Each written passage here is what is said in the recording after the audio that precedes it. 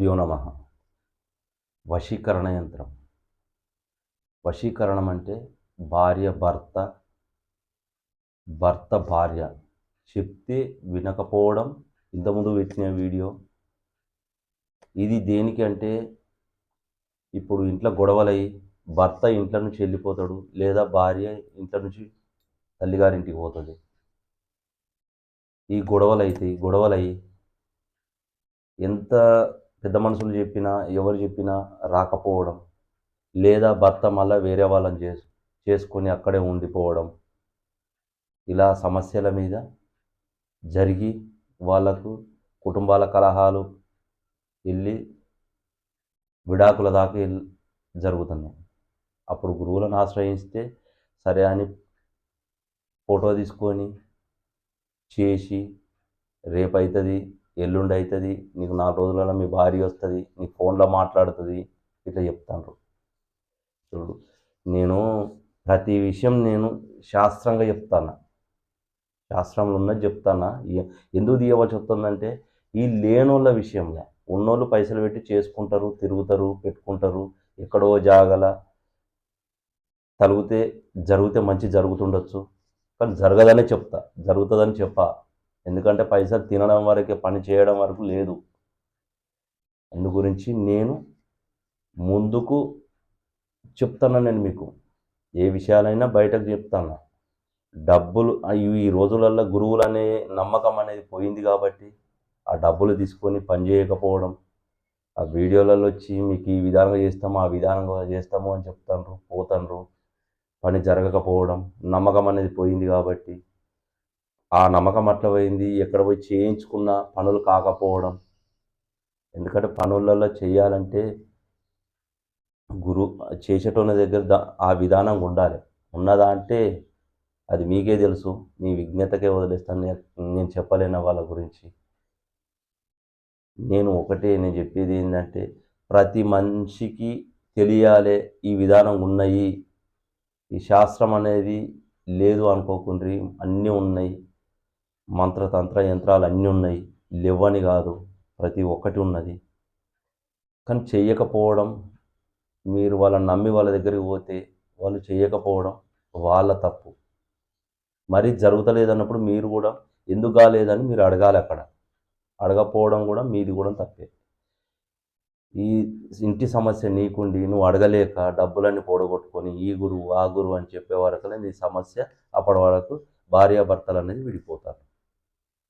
ఆ సమస్య అంత దూరం తీసుకుపోయేది మీకు జరిగింది కొంచెము, వాళ్ళు చేసేది ఇంకా పెద్దగా వస్తుంది అన్న భ్రమల్నే మీరు ఉంటారు.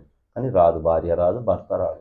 పోయిన భర్త మళ్ళా ఇప్పుడు ఎక్కడున్నాడో తెలియదు, కానీ ఆచూకీ తెలియదు. ఫోటో పట్టుకొని గురువుల దగ్గరికి పోయి, ఆ మంత్రతంత్రాల దగ్గరికి పోయి సూచించి నీకు వస్తాడు, ఈ విధానంగా చేస్తాడు, ఇట్లుంటుంది, నీకు రేపే చెప్తాడు, ఎల్లుండే వస్తాడు అనేది అది చాలా, దాని గురించి మీకు తెలుసు. నేను దాని గురించి చెప్పదలుచుకోలేదు. ఎందుకంటే మీరు భర్త అయినా భార్య అయినా ఒకరి తండ్రి అనే విషయాలలో వాళ్ళు సమైక్యమై మిమ్మల్ని ఒకటి చేసినందుకు భార్య మనసు భర్త తెలుసుకోవాలి, భర్త మనసు భార్య తెలుసుకోవాలి. తెలుసుకున్నప్పుడు అన్యోన్య జీవితం కొనసాగుతుంది.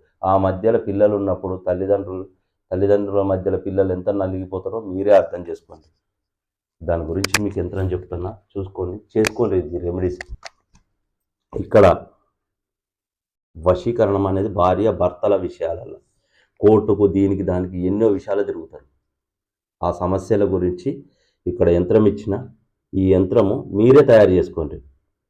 కింద భర్త లేదా భార్య అయితే భార్య పేరు మీద రాయండి, భర్త పేరు కింద రాయండి. లేదు భర్తనే చెప్తినకుండా భర్త బయటకు పోయిండు, భార్య ఖచ్చితంగా నా భర్త నాకు కావాలనుకున్నప్పుడు భర్త పేరు మీద రాయాలి, భార్య పేరు కింద రాయాలి.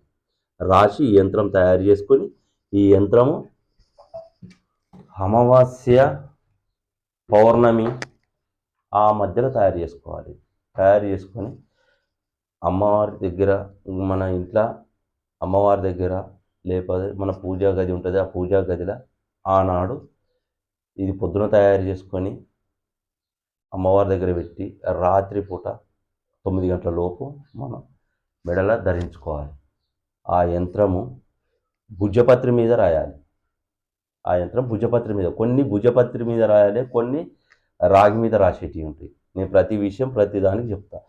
ఈ యంత్రం తయారు చేసుకున్నప్పుడు దానికి కావాల్సింది యంత్రము, భుజపత్రి, నల్లటి స్కెచ్ మార్కర్తో రాయాలి. ఈ యంత్రం రాసి దాని మీద పేర్లు రాసి దానికి అష్టగంధము, కుంకుమ,